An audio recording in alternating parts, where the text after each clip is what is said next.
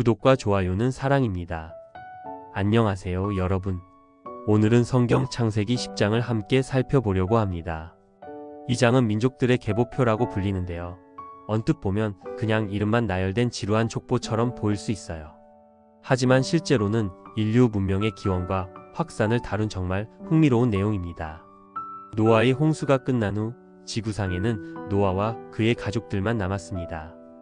노아의 세 아들 셈, 함, 야벳, 이 세 사람의 후손들이 온 세상에 퍼져나가면서 오늘날 우리가 알고 있는 모든 민족과 국가들의 조상이 되었다는 이야기죠. 여러분, 가족 모임에서 할아버지, 할머니가 우리 집안은 어디서 왔다더라 하시면서 족보 이야기를 하신 적 있으시죠? 창세기 10장이 바로 그런 이야기예요. 다만 이건 전 인류의 족보라는 점이 다르죠. 먼저 야벳의 후손들을 살펴보겠습니다. 야벳은 노아의 장남으로 그의 후손들은 주로 북쪽과 서쪽으로 퍼져나갔어요. 야벳의 아들들은 고멜, 마곡, 마대, 야완, 두발, 메색, 디라스입니다. 이 이름들이 생소하게 들리시죠? 하지만 실제로는 우리가 잘 아는 지역과 민족들의 조상들이에요. 예를 들어 야완은 그리스 민족의 조상으로 여겨집니다. 우리가 아는 그 찬란한 그리스 문명, 소크라테스, 플라톤, 아리스토텔레스가 나온 그 그리스 말이에요. 마대는 메디아 민족의 조상인데 이들은 나중에 페르시아와 함께 강력한 제국을 건설했습니다. 다니엘서에 나오는 메데 마이너스 페르시아 제국이 바로 이들이죠. 마곡은 스키타이족과 관련이 있다고 보는데 이들은 흑해, 북쪽 지역의 유목민족이었어요. 고멜의 후손들을 보면 아스그나스, 리밧, 도갈마가 나옵니다. 아스그나스는 독일 민족의 조상으로 여겨지기도 해요. 실제로 중세 유럽에서 독일을 가리킬 때 아스그나스라는 이름을 사용하기도 했거든요. 도갈마는 터키 지역의 민족들과 관련이 있다고 봅니다. 야완의 후손들은 엘리사, 달시스, 기띔, 도다님인데요. 엘리사는 그리스의 펠로폰네소스 반도, 달시스는 터키 남부 지역, 기띔은 키프로스 섬, 도다님은 로도스 섬과 관련이 있다고 여겨집니다. 지중해 곳곳에 흩어져 살았던 거죠. 여기서 흥미로운 점은 이들이 각기 방언과 촉속과 나라대로 나뉘어져 살았다고 기록되어 있다는 거예요. 마치 오늘날 유럽연합 같은 느낌이죠. 같은 뿌리에서 나왔지만 각자 다른 언어와 문화를 가지고 다른 나라를 형성한 거예요. 이제 함의 후손들을 살펴보겠습니다. 함의 아들들은 구스, 미스라임, 붓, 가나안이에요. 이 이름들은 우리에게 훨씬 친숙할 거예요. 구스는 에티오피아 지역의 조상이고 미스라임은 이집트의 조상입니다. 실제로 히브리어로 이집트를 미스라임이라고 불러요. 우리가 아는 그 피라미드와 스핑크스의 나라, 파라오들의 나라 이집트 말이죠. 붓은 리비아 지역의 조상으로 여겨지고 가나안은 팔레스타인 지역의 조상이에요. 이스라엘 백성들이 정착한 약속의 땅 가나안 땅의 원주민들이 바로 가나안의 후손들이었던 거죠. 구스의 후손들을 더 자세히 보면 스바, 하윌라, 삽다, 라마, 삽드가가 있어요. 스바는 지금의 예멘 지역으로 추정되는데 솔로몬 왕 때 스바 여왕이 찾아온 그 스바가 바로 여기에요. 성경에서 스바의 황금이라고 할 때 아라비아 반도 남쪽의 풍요로운 무역 국가를 가리키는 거였어요. 라하마의 후손인 스바와 드다는 아라비아 반도의 상업 도시들과 관련이 있습니다. 고대 근동 지역의 무역로를 따라 향료와 금, 보석 등을 거래하던 상인들의 조상들이었죠. 그런데 여기서 특별히 주목해야 할 인물이 나타납니다. 바로 니므롯이에요. 성경은 니므롯을 세상에서 처음 영걸이 된 자라고 소개합니다. 여기서 영걸이라는 말은 히브리어로 기보르인데 강력한 전사, 용맹한 사냥꾼이라는 뜻이에요. 니므롯은 여호와 앞에서 용맹한 사냥꾼이었다고 기록되어 있어요. 이 표현이 좀 애매한데요. 어떤 학자들은 이를 긍정적으로 해석해서 하나님께서 인정하시는 용맹한 지도자였다고 보고 어떤 학자들은 부정적으로 해석해서 하나님을 대적하는 교만한 통치자였다고 봅니다. 니므롯의 나라는 신할 땅이 바벨과 에렉과 악각과 갈레에서 시작되었어요. 신할 땅은 메소포타미아 지역, 지금의 이라크 남부 지역이죠. 바벨은 바빌론의 다른 이름이고 에렉은 우룩이라는 고대 도시예요. 고고학자들이 발굴한 세계에서 가장 오래된 도시 중 하나가 바로 우룩입니다. 여기서 재미있는 점은 니무롯이 바빌론 문명의 창시자로 묘사된다는 거예요. 바빌론 하면 뭐가 떠오르시나요? 바벨탑이죠. 창세기 11장에서 인간들이 하나님께 도전하려고 바벨탑을 쌓다가 언어가 혼잡해진 사건이 나오는데 그 배경이 바로 니무롯의 왕국이었을 가능성이 높아요. 니무롯은 또한 아수르 땅으로 나아가서 니느웨와 르호봇과 갈라와 레센을 건설했다고 기록되어 있어요. 아수르는 아시리아 제국의 중심지였고 니느웨는 나중에 아시리아의 수도가 되는 도시예요. 요나서에서 요나가 가기 싫어했던 그 니느웨 말이죠. 즉 니무롯 한 사람이 메소포타미아 지역에 여러 도시국가들을 건설하면서 인류 최초의 제국을 만들었다는 이야기예요. 오늘날로 치면 삼성그룹이나 현대그룹 같은 대기업 집단을 만든 창업자 같은 존재였던 거죠. 이제 미스라임, 즉 이집트의 후손들을 살펴보겠습니다. 루딤, 아나밈, 르아빔, 납두임, 바드루심, 가슬루임, 캅도림이 미스라임의 후손들이에요. 이 중에서 가슬루임에서 블레셋 족속이 나왔다고 기록되어 있어요. 블레셋 족속이라고 하면 다윗과 골리앗 이야기가 떠오르시죠? 골리앗이 바로 블레셋 족속의 거인 전사였어요. 블레셋 족속은 지중해 연안, 지금의 가자, 지구 일대에 살면서 이스라엘과 오랫동안 갈등을 벌였던 민족입니다. 흥미롭게도 블레셋이라는 이름에서 팔레스타인이라는 지명이 나왔어요. 로마 시대에 이 지역을 팔레스티나라고 불렀는데 이것이 블레셋에서 유래된 거죠. 그러니까 팔레스타인이라는 지명 자체가 성경의 블레셋 족속과 연관이 있는 거예요. 가나안의 후손들도 살펴보겠습니다. 시돈, 헷, 여부스, 아모리, 기르가스, 히위, 아가, 신, 아르왓, 스말, 하맛이 가나안의 후손들이에요. 이 이름들은 구약 성경을 읽으면서 자주 만나게 되는 민족들이죠. 시돈은 레바논 지역의 항구 도시 시돈의 조상이에요. 두로와 함께 페니키아 문명의 중심지였죠. 페니키아 사람들은 뛰어난 항해술을 가지고 지중해 전역에서 상업 활동을 했어요. 알파벳의 원조도 페니키아 문자라고 알려져 있어요. 헷 족속은 헤타이트 제국의 조상들로 여겨져요. 터키 지역에 강력한 제국을 건설했던 민족이죠. 이집트의 파라오 람세스 2세와 카데시 전투를 벌인 것으로도 유명해요. 세계 최초의 평화 조약이 이집트와 헤타이트 사이에 체결되었거든요. 여부스족은 예루살렘의 원주민들이었어요. 다윗 왕이 예루살렘을 정복하기 전까지 여부스족이 이 도시를 다스렸죠. 그래서 예루살렘을 여부스라고도 불렀어요. 아모리족은 가나안 땅에서 가장 강력한 민족 중 하나였어요. 이스라엘 백성들이 가나안을 정착할 때 가장 큰 적이었죠. 아브라함 시대부터 여호수아 시대까지 계속해서 등장하는 민족입니다. 이렇게 가나안의 후손들은 나중에 이스라엘 백성들과 직접적인 관계를 맺게 되는 민족들이에요. 하나님께서 아브라함에게 약속하신 가나안 땅에 이미 살고 있던 원주민들이었던 거죠. 성경에서는 이들이 각기 족속과 방언과 지방과 나라대로 나뉘었다고 기록하고 있어요. 마치 오늘날 아프리카 대륙에 수많은 부족과 언어, 국가들이 있는 것과 비슷해요. 이제 셈의 후손들을 살펴보겠습니다. 셈은 모든 헤브리 족속의 조상이라고 불려요. 여기서 헤브리는 아브라함과 이스라엘 민족을 가리키는 말이죠. 그러니까 우리가 구약 성경에서 만나는 이스라엘 백성들의 조상이 바로 셈인 거예요. 셈의 아들들은 엘람, 아수르, 아르박삿, 룻, 아람입니다. 엘람은 이란 지역의 조상이에요. 고대 페르시아 제국의 일부였던 지역이죠. 다니엘서에서 다니엘이 환상을 본 곳이 엘람 지역의 수상궁이었어요. 아수르는 아시리아 제국의 조상이에요.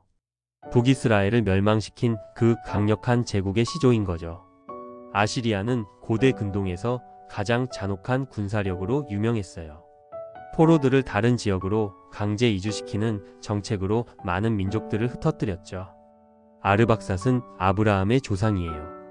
아브라함의 족보를 거슬러 올라가면 아르박삿에게 도달해요. 그러니까 이스라엘 민족의 직계 조상인 셈이죠. 아람은 시리아 지역의 조상이에요. 아람어라고 들어보셨죠? 예수님 시대의 팔레스타인 지역에서 일상어로 사용되던 언어가 바로 아람어예요. 예수님도 아람어로 말씀하셨을 거예요. 아람의 후손들은 우스, 훌, 게델, 마스인데 우스는 욥기에 욥이 살던 우스 땅과 관련이 있을 수 있어요. 욥기에서 욥은 우스 땅에 살던 온전하고 정직한 사람이라고 소개되거든요. 아르박삭의 후손들을 더 자세히 보면 셀라를 거쳐 에벨에게 이르러요. 에벨이라는 이름에서 헤불이라는 말이 나왔다고 봐요. 즉 히브리 민족의 직계 조상이 에벨인 거죠. 에벨에게는 두 아들이 있었는데 벨렉과 욕단이에요. 벨렉 시대에 땅이 나뉘었다고 기록되어 있어요. 이게 무슨 의미일까요? 어떤 학자들은 바벨탑 사건으로 언어가 혼잡해져서 민족들이 흩어진 것을 가리킨다고 봐요. 또 어떤 학자들은 지질학적으로 대륙이 분리된 것을 가리킨다고 보기도 해요. 욕단의 후손들은 주로 아라비아 반도 남부 지역에 정착했어요. 알모닷, 셀렙, 하살마웻, 예라, 하도람, 우살, 디글라, 오발, 아비마엘, 스바, 오빌, 하윌라, 요밥이 욕단의 후손들이에요. 이 중에서 오빌과 하윌라는 금이 나는 지역으로 유명해요. 창세기 2장에서 에덴 동산을 흘렀던 강들 중 하나가 금이 있는 하윌라 땅을 둘렀다고 기록되어 있거든요. 솔로몬 왕이 금을 가져온 오빌도 바로 이곳일 가능성이 높아요. 여기서 잠깐 재미있는 사실을 하나 말씀드릴게요. 창세기 10장에 나오는 지명들을 지도에 표시해보면 정말 놀라운 일치를 보여요. 고고학자들이 발굴한 고대 도시들의 위치와 성경에 기록된 위치가 거의 정확히 일치하거든요. 예를 들어 니무롯이 건설했다고 기록된 바벨, 에렉, 아갓 같은 도시들이 실제로 메소포타미아 지역에서 발굴되었어요. 우룩 유적지에서는 세계에서 가장 오래된 문자인 서령 문자가 발견되었고, 바빌론 유적지에서는 바벨탑으로 추정되는 지구라트가 발견되었어요. 시돈, 두로 같은 페니키아 도시들, 니느웨나 아수르 같은 아시리아 도시들도 모두 성경에 기록된 대로 정확한 위치에서 발견되었어요. 이는 성경의 역사적 신빙성을 보여주는 강력한 증거죠. 또 하나 흥미로운 점은 언어학적 연구 결과예요. 현대 언어학자들이 분석한 인도유럽어족, 세머족, 하머족의 분포가 성경의 기록과 놀랍도록 일치해요. 인도유럽어족에는 유럽의 대부분 언어들과 인도의 힌디어, 페르시아어 등이 포함되는데 이는 야벳 후손들의 분포와 일치해요. 세머족에는 히브리어, 아랍어, 아람어 등이 포함되는데 이 역시 셈 후손들의 분포와 맞아떨어져요. 하머족은 이집트어와 쿠시어, 베르베르어 등 아프리카 언어들이 포함되는데 이것도 함 후손들의 분포와 일치하죠. 물론 이런 일치가 완전히 정확하다는 건 아니에요. 수천 년간 민족의 이동과 혼혈이 있었기 때문에 복잡한 양상을 보이죠. 하지만 전체적인 틀에서는 놀라울 정도로 일치한다는 거예요. 여기서 우리가 주목해야 할 중요한 점이 있어요. 창세기 10장은 단순한 족보가 아니라 하나님의 구원 역사의 무대를 보여주는 거예요. 하나님께서 아브라함을 부르셔서 내 씨로 말미암아 천하 만민이 복을 받으리라고 약속하셨는데 그 천하 만민이 바로 창세기 10장에 나오는 모든 민족들이에요. 즉 하나님의 구원 계획은 처음부터 전 인류를 대상으로 한 것이었다는 거죠. 이스라엘 백성들이 선민으로 선택받은 이유도 자기들만 잘 살라고 하신 게 아니라 모든 민족들에게 하나님을 알리고 복을 전하라고 하신 거예요. 마치 등대가 자기 혼자 발그라고 세워진 게 아니라 주변의 모든 배들을 안전하게 인도하라고 세워진 것과 같은 이치죠. 신약 성경에서 예수님이 땅 끝까지 이르러 내 증인이 되리라고 하신 말씀도 같은 맥락이에요. 창세기 10장에 나오는 모든 민족들에게 복음이 전해져야 한다는 의미인 거죠. 실제로 신약 시대가 되면서 복음이 어떻게 전파되는지 보세요. 베드로는 로마 백성들에게, 빌립은 에티오피아 내시에게, 바울은 소아시아와 유럽 지역의 여러 민족들에게 복음을 전했어요. 이 모든 민족들이 다 창세기 10장에 기록된 노아의 후손들이었던 거죠. 오늘날에도 마찬가지예요. 전 세계 200개가 넘는 나라들, 수천 개의 민족들이 모두 창세기 10장의 연장선 위에 있어요. 한국인도 마찬가지죠. 우리도 노아의 후손들 중 하나예요. 여기서 또 하나 생각해 볼 점이 있어요. 창세기 10장을 보면 모든 민족이 한 혈통에서 나왔다고 기록되어 있어요. 즉, 인종차별이나 민족 우월주의가 얼마나 말이 안 되는지 보여주는 거죠. 오늘날 세계 곳곳에서 벌어지는 인종 갈등이나 민족 분쟁들을 보면 정말 안타까워요. 창세기 10장의 관점에서 보면 우리는 모두 한 가족이거든요.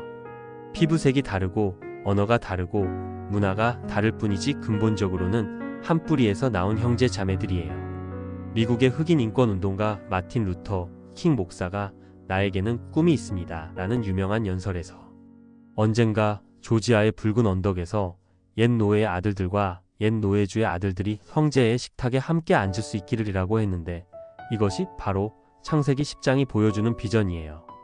또한 창세기 10장은 문화의 다양성을 인정하고 존중해야 한다는 메시지도 담고 있어요. 각기 방언과 촉속과 나라대로 나뉘었다고 기록되어 있잖아요. 이는 하나님께서 다양성을 허용하시고 오히려 기뻐하신다는 의미예요. 오늘날 세계와 시대에 살면서 때로는 모든 것이 획일화되는 것에 대한 우려가 있어요. 맥도날드와 스타벅스가 전 세계 어디에나 있고 모든 사람들이 비슷한 옷을 입고 비슷한 음악을 들어요. 이런 것들이 나쁘다는 건 아니지만 각 민족과 문화의 고유한 특성들이 사라져가는 것은 안타까운 일이죠. 하나님께서는 천국에서도 각 나라와 촉속과 방언에서 아무도 능히 셀 수 없는 큰 무리가 하나님을 찬양한다고 하셨어요. 즉 천국에서도 다양성이 보존된다는 거예요. 한국의 전통 문화, 일본의 독특한 문화, 인도의 화려한 문화, 아프리카의 역동적인 문화 등등 이 모든 것들이 하나님께서 주신 선물이에요. 서로 다르기 때문에 더 아름다운 거죠. 오케스트라를 생각해 보세요.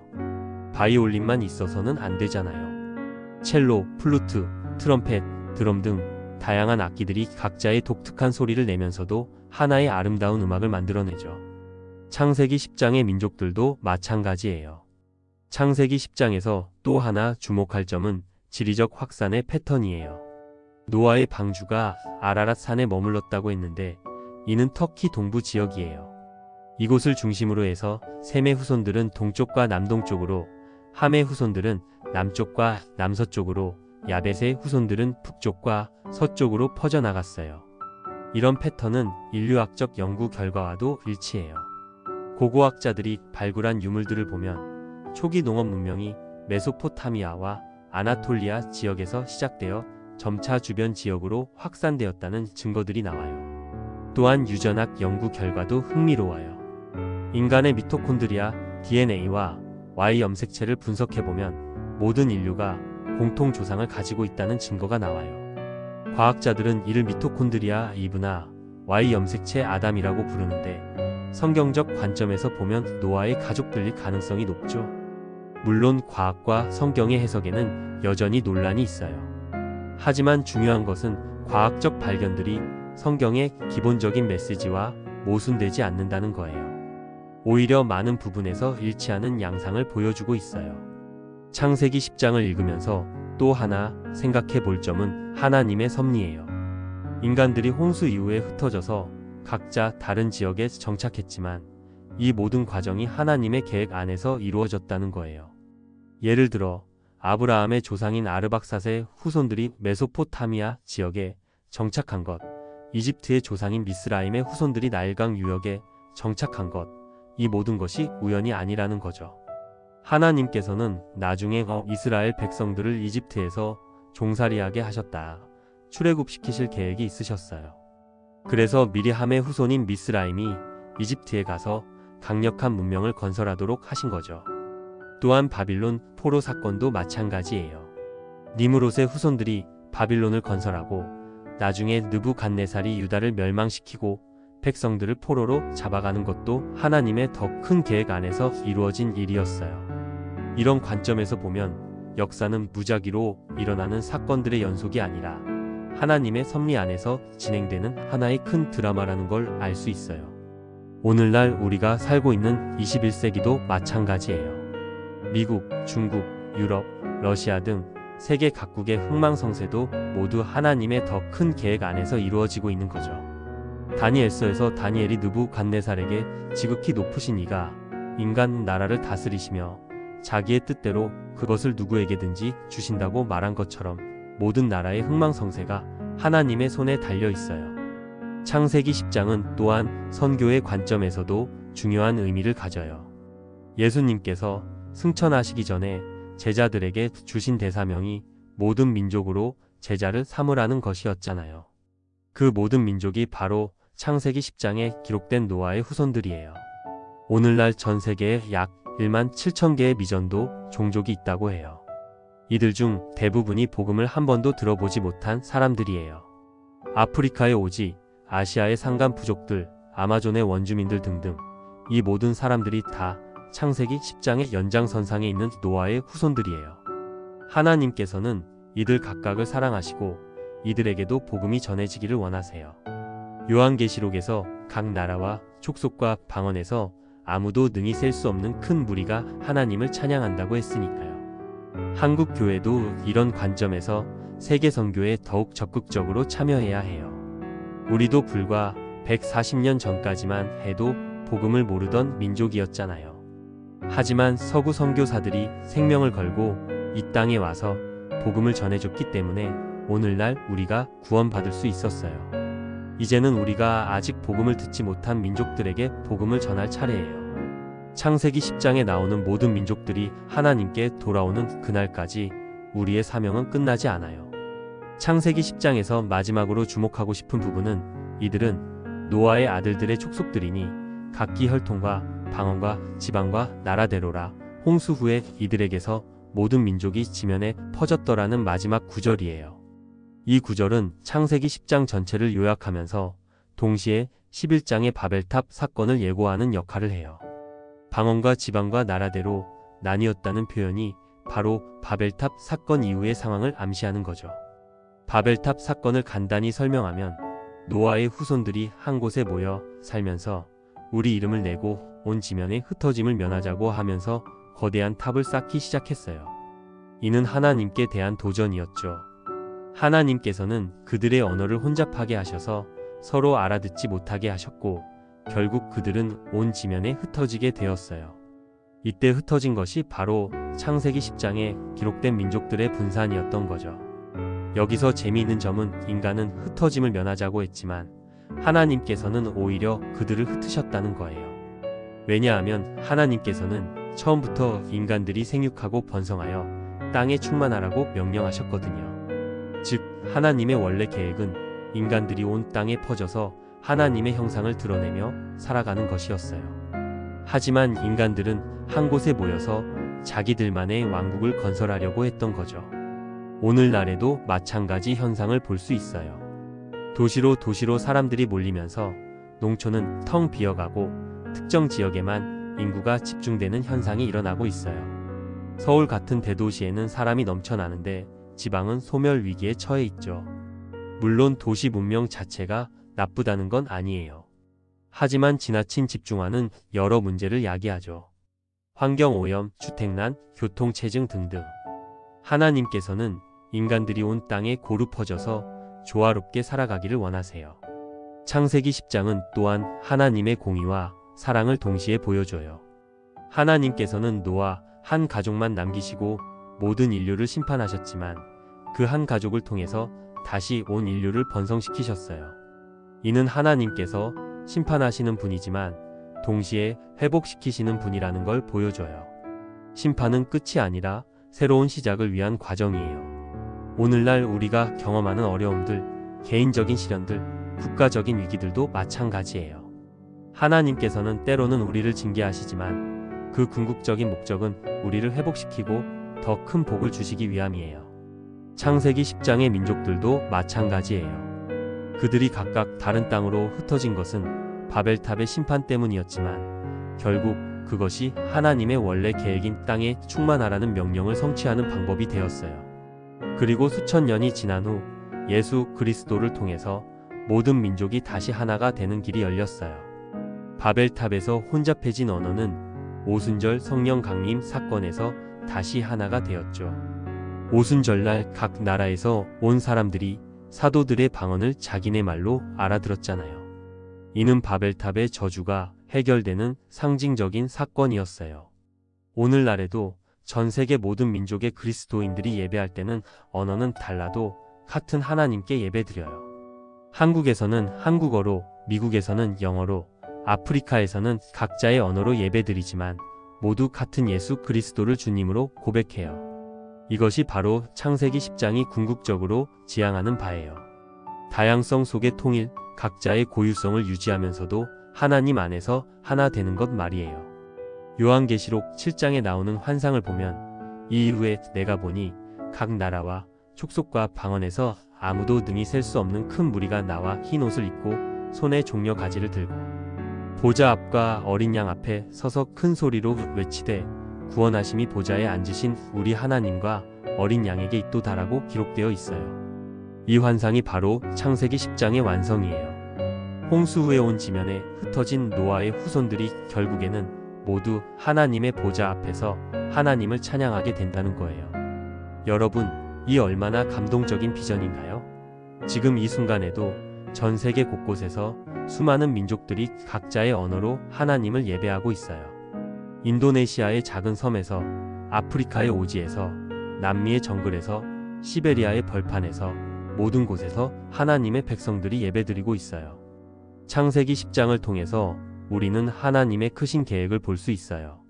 한 가족에서 시작된 인류가 온 땅에 퍼져서 각자 고유한 문화와 언어를 가지게 되었지만 결국에는 모두 하나님께로 돌아오게 된다는 거대한 구원사적 그림 말이에요. 이런 관점에서 볼 때 우리 각자의 삶도 이 큰 그림 안에서 의미를 가져요.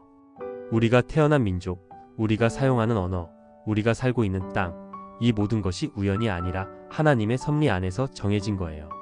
사도 바울이 아테네에서 설교할 때 인류의 모든 족속을 한 혈통으로 만드사 온 땅에 거하게 하시고 저희의 연대를 정하시며 거주의 경계를 한정하셨으니 이는 사람으로 하나님을 혹 더듬어 찾아 발견하게 하려 하심이라고 했어요. 즉 하나님께서 각 민족을 특정한 시대, 특정한 땅에 살게 하신 목적은 그들로 하여금 하나님을 찾게 하기 위함이라는 거예요. 우리가 지금 이 시대, 이 땅에 사는 것도 같은 목적이에요. 한국이라는 나라, 21세기라는 시대, 이 모든 것이 우리로 하여금 하나님을 더 잘 알고 하나님의 뜻을 이루어 가도록 하기 위한 하나님의 계획인 거예요. 창세기 10장을 마무리하면서 우리가 기억해야 할 몇 가지 교훈을 정리해 볼게요. 첫째, 모든 인류는 한 가족이라는 것입니다. 피부색이나 언어, 문화가 달라도 우리는 모두 노아의 후손이고 더 나아가 아담과 하와의 후손이에요. 인종차별이나 민족 우월주의는 성경적 관점에서 볼 때 전혀 근거가 없는 거예요. 둘째, 다양성은 하나님의 선물이라는 것입니다. 하나님께서는 모든 민족이 똑같아지기를 원하지 않으세요. 오히려 각자의 고유한 특성을 가지고 하나님을 섬기기를 원하세요. 우리는 다름을 두려워하지 말고 존중하고 배워야 해요. 셋째, 역사는 하나님의 섭리 안에서 진행된다는 것입니다. 민족의 흥망성쇠, 국가의 부침, 이 모든 것이 하나님의 더 큰 계획 안에서 이루어져요. 우리는 현재의 상황에 절망하지 말고 하나님의 주권을 신뢰해야 해요. 넷째, 선교는 선택이 아니라 명령이라는 것입니다. 창세기 10장에 나오는 모든 민족들에게 복음이 전해져야 해요. 이것이 하나님의 뜻이고 교회의 사명이에요. 다섯째, 우리의 정체성을 올바로 알아야 한다는 것입니다. 우리는 단순히 한국인이기 전에 하나님의 백성이에요.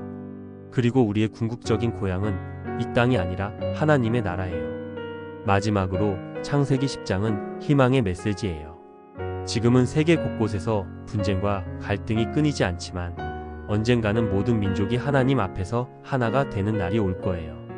그 날을 소망하며 우리도 우리가 살고 있는 이 시대, 이 땅에서 하나님의 뜻을 이루어가는 삶을 살아야 해요. 우리 각자가 창세기 10장의 연장선상에서 하나님의 구원 역사에 참여하고 있다는 것을 기억하면서 말이에요. 오늘 창세기 10장을 통해서 하나님의 크신 계획을 조금이나마 엿볼 수 있었기를 바라요. 그리고 이 말씀이 여러분의 삶에 새로운 관점과 소망을 주었기를 바랍니다. 감사합니다.